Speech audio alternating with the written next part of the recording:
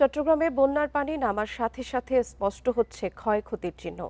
বিশেষ করে গ্রামীণ সড়ক, সেতু ও কালভার্টগুলো যেন এক একটি ধ্বংসস্তূপ নিয়ে দাঁড়িয়ে আছে। জেলার ৭টি উপজেলায় ক্ষতিগ্রস্ত সেতু, কালভার্ট আর রাস্তা নিয়ে বিপাকে এলাকাবাসী। অগ্রাধিকার ভিত্তিতে এসব অবকাঠামো সংস্কারের দাবি তাদের। চট্টগ্রামের বাঁশখালী উপজেলার খানখাবাদ ইউনিয়ন।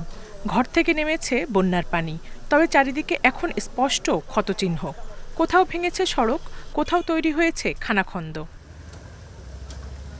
সরকারি হিসাবে এবারের বন্যায় ক্ষতিগ্রস্ত হয়েছে জেলার ১,৩২০ কিলোমিটার গ্রামীণ সড়ক, ১৬০টি সেতু, কালভার্ট।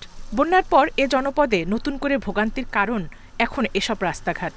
রাস্তাগুলো তো অনেক নষ্ট হয়ে গেছে, মানুষে হাঁটা চলা করতে পারতেছে না। বাঁশখালীতে মাটির ঘর বলতে একটাও নাই, সবগুলো শেষ হয়ে, যেগুলো টিন আছে, এই টিনের ঘর ছিল, বেড়ার ঘর ছিল, এগুলো মোটামুটি মানে আসতে। রোডটা এবং দেওয়াল ঘর যেগুলো দোষে গেছে, ওগুলো যদি সংস্কার হয় তাহলে আমরা একটু উন্নতির দিকে যাব।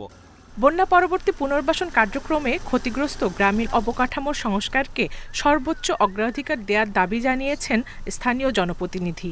অবকাঠামো পুনর্বাসনের জন্য একটা মেগা প্রজেক্ট দরকার, যাতে করে সুচিন্তিত মতামত সরজমিনে দেখে এই মানুষগুলোর, গৃহহীন বাস্তুহারা মানুষগুলো স্কুল, কলেজ, মাদ্রাসা, সেন্টারে ওখানে থেকেই যাবে, ওনাদেরকে লাগাতার খাবার দিতে হবে।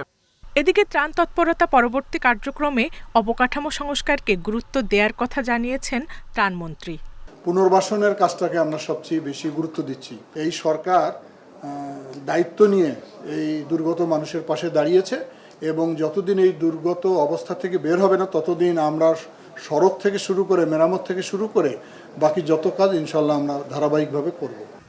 বন্যায় চট্টগ্রামে বেশি ক্ষয়ক্ষতি হয়েছে ৭ উপজেলায়। এসব এলাকার দুর্ভোগ কমাতে কার্যকর পদক্ষেপের দাবি জানিয়েছেন ক্ষতিগ্রস্তরা। Independent news.